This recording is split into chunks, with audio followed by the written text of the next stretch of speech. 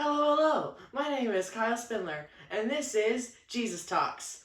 I hope you've been enjoying our series on prayer. This is going to be our third video talking about prayer. Quick review, we've been talking about James 5:16 that says, "The effectual fervent prayer of a righteous man makes tremendous power available, dynamic in its working." The first week we talked about that Greek word dunamos, which means dynamite.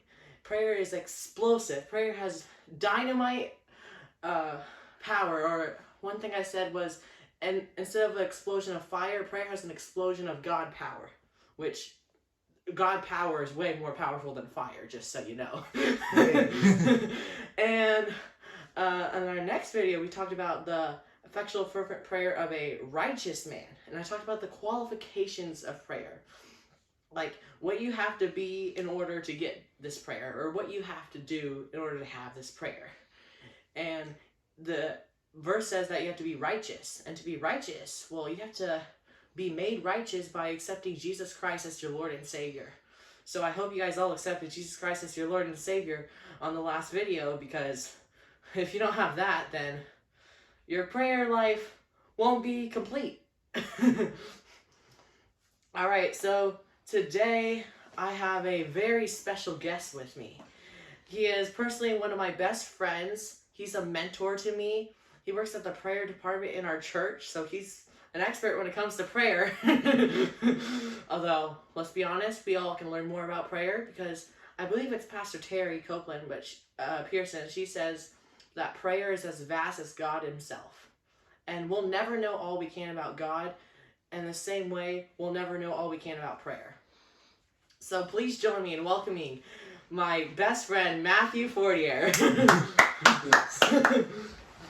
What's up? What's up, y'all? I'm excited to be on Jesus Talks. It's been a while. I've seen some of the videos, but this is exciting just to be right on the set of Jesus Talks. Yeah, so I know this is a little like last second for you. It was very last second, yes. Right on the spot. But you know, I had to seize the opportunity. Yes. when I can. Well, yes, definitely, yes. And we're all learning, we're all growing about prayer, but you know, just developing it. But I'm going to tag off with your videos, because there was something really powerful when you were talking about prayer is as big as God himself and all the important things that there is to prayer. And I was going to tell you, there's this quote from Pastor Terry. You know, of course, no prayer teaching is complete without prayer. Having a teaching from Pastor Terry or a quote from her somewhere in there, it makes it very complete. So I know, Gracie, yes, the prayer is powerful. Yes. Yes, that's my puppy barking. You may notice her from some of the previous videos. She's made her way in. Yes, this is a live set. A live set for sure. Yes. So I'm going to say this from Pastor Terry.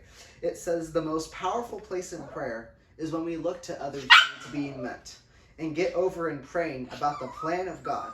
Get over on his side of things and help him get his will done, which is to meet the need of every person. All right, I guess we gotta take care of business here. Sorry, I hit the dog. Okay. Jesus, help me. Okay. All right. Well, what I wanted you to get from that, the most important place of prayer is when we're praying the will of God and praying for others' needs to be met. And thinking about that, it's about others. It's not about ourselves. And so thinking about that, Kyle, we were talking, I think Wednesday night after church, we were talking about giving as an important element in prayer.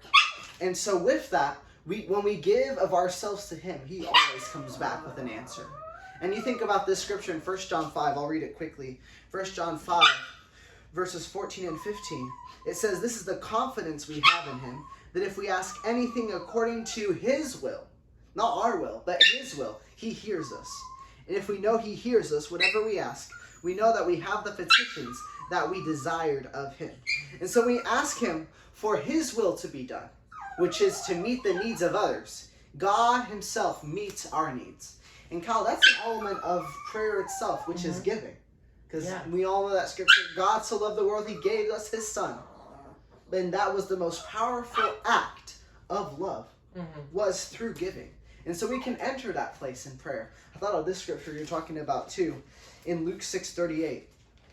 I'm going to turn there for a second. This is a scripture that we've all heard of before. Luke It's 6:38. It's true. And every time I hear this verse, you usually think of it as tithes and offerings. They usually say, give and it will be given unto you, pressed down, But God showed me when I was studying how this scripture can relate to prayer. Yes. I was actually in a time of prayer. Wow. And That's I said, awesome. God, I want you to show me something, a hidden revelation inside your word, some untapped revelation.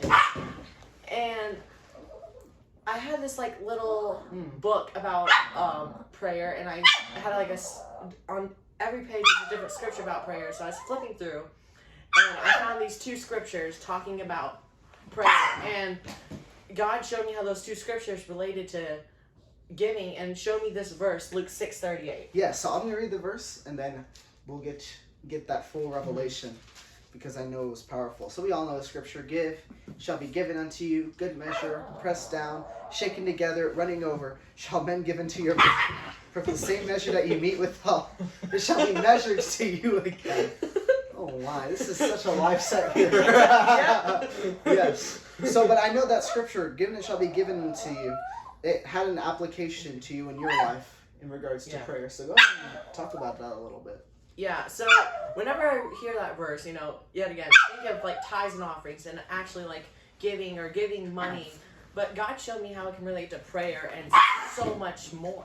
Mm-hmm. The first scripture I found inside that little book was in Psalms chapter 65. All right.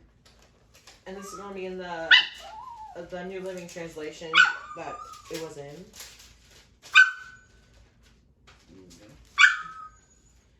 And in verse 5 it says, you faithfully answer our prayers. We shall be back. With awesome deeds. O God, our Savior, you are the hope of everyone on earth, even those who sail on distant seas.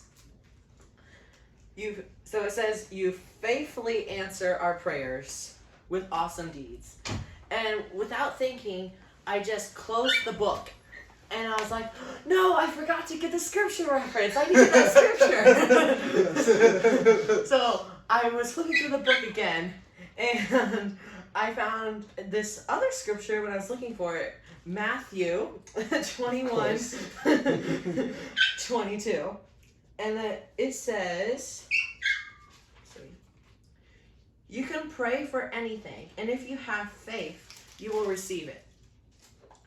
So both these scriptures are talking about prayer and faith. But the difference is, here it says, you can pray for anything, and if you have faith, you will receive it. And in the other one, it says, you faithfully answer our prayers with awesome deeds. In Psalm 65:5, it talks about God answering our prayers. Mm-hmm. And in Matthew 21:22, it talks about us praying. And both use this word faith. And God reminded me of the verse Luke 6:38. Give and it will be given unto you. And he showed me, when you give your faithful prayers, when you pray faithfully, that's good. God will faithfully answer your prayers with awesome deeds. Yes. You give your faithful prayers, and God gives his faithful answers. That's right.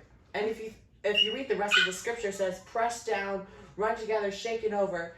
And each one of those things, press down, when you press down on something, it makes room for more. That's true. And there's room for more, so God adds more. Yes. So your faithful prayers will give a faithful answer. And that's powerful. Because it also says in that verse, in the end of Luke 6:38, it says, for the measure, you find this here, the measure that you meet, or the measure that you give, is the same measure that's going to come back to you. And so when we talk about this with giving, when we give, like Kyle, you were talking about, when we give our faithful prayers to him, he always comes back with an answer. And so why do we pray? Why do we talk to God? And we get answers for ourselves. That's one of the reasons why. But the main reason is so that we can give to him as gratitude for all that he has done for us. And if God gave his son, how much more could we give of ourselves to him? And so with that, Kyle, we were talking about that element of prayer with this, and giving is such an essential part. But how did that giving come to pass? What was the standard for giving? Well, it came through when God sent his son Jesus.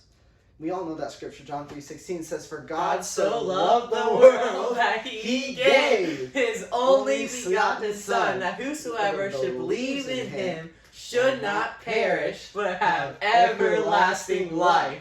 Yes, and so that's where the greatest expression of love is giving. But that place of giving came from love. I hope you enjoyed today's video with our special guest, Mathew Fortier. He's going to be back on our next video with part 2 of prayer, or the elements of prayer. Giving is such an essential element of prayer, and me and Mathew, we just have so much fun just filming this together, laughing and joking, and just teaching you guys the word. I really hope you enjoyed it. Make sure you guys subscribe and like the video. I'm going to have Matthew's YouTube channel linked in the description, called Restoration Music. He has some music that he does, and it's really good music. You should check it out. And I'm going to pray for you guys. And Father God, I pray that you will bless each one of these viewers, and they will learn something new. And I thank you for this awesome opportunity that you've given me to film this video with Mathew. And I pray that these audience members will learn something new about prayer, and will learn the importance of giving when it comes to prayer. And I pray in Jesus' name, amen. Now, don't forget to pray, and I'll see you on the next video. And Mathew Fortier will be back, so you don't want to miss it. Bye.